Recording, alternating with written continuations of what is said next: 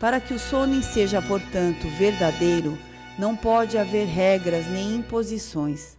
Precisa ser uma ação genuinamente espontânea, que surge do interior de cada pessoa, levando-a a sentir-se desejosa de querer cultivá-lo cada vez com maior intensidade, por achar insuficiente aquilo que faz.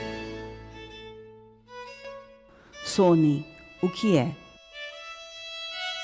Ensinamento de Meishu Sama, Evangelho do Céu 2, página 165.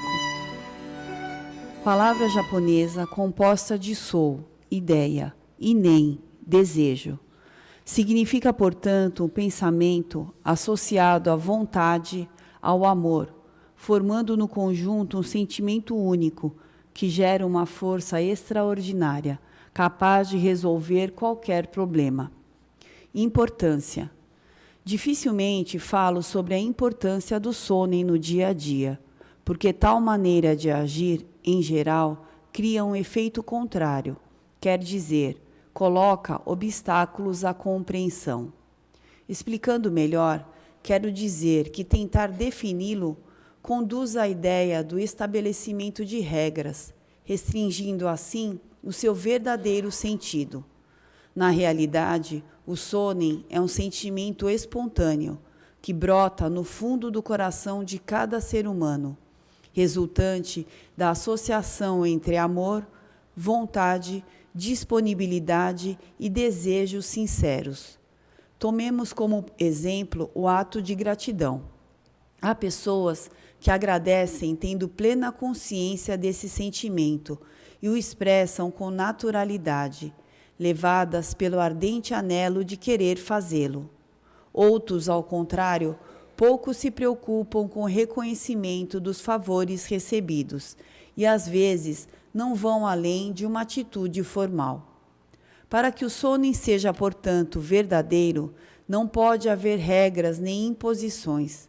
Precisa ser uma ação genuinamente espontânea, que surge do interior de cada pessoa, levando-a a sentir-se desejosa de querer cultivá-lo cada vez com maior intensidade, por achar insuficiente aquilo que faz. Quem age assim está cultivando o sentimento daijo e expressando um sonem autêntico e poderoso. Não é bom, portanto, falar constantemente a respeito de tão valiosa prática, para evitar a ideia de algo imposto como um mandamento. Não estou, contudo, querendo dizer que seja desnecessário explicar o seu significado, mas para que a explanação se torne eficaz, deve depender da oportunidade e das perguntas feitas pelos interessados neste assunto.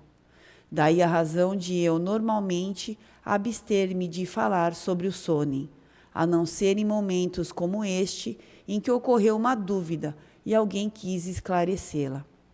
Fiquem, pois, cientes de que a fé imposta é temporária, mas aquela praticada com sentimento de profunda gratidão, espontânea, nascida de um querer fazer do fundo do coração, permanece para sempre.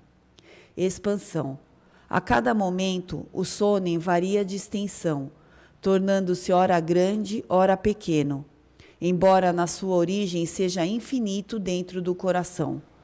Para se ter uma ideia da amplidão de tão valioso sentimento, basta imaginar o tamanho do universo, que de fato corresponde a uma realidade sem limites, ou ainda supor a distância incomensurável percorrida pela luz das estrelas até atingir a Terra. Assim dá para avaliar a capacidade de expansão do sonem. Da mesma forma, quando o interpretamos no sentido do microcosmos, passa a ser infinitamente pequeno. Há, pois, inúmeras possibilidades de variação na sua intensidade, dependendo da grandeza ou pequenez do pensamento. De acordo com essas constatações, qualquer pessoa pode mudar de repente, até mesmo sem perceber, de um sonem amplo para um restrito, ou vice-versa. Eu, por exemplo, quando criança, não imaginava que ia realizar tão grandioso trabalho para salvar o mundo.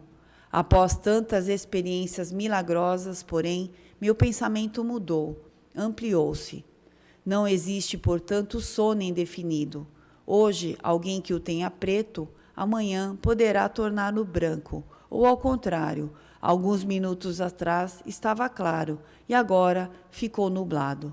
Para que tais variações ocorram, basta, por exemplo, substituir o pensamento de praticar o bem pela ideia oposta, segundo a qual servir ao próximo não passa de mera bobagem.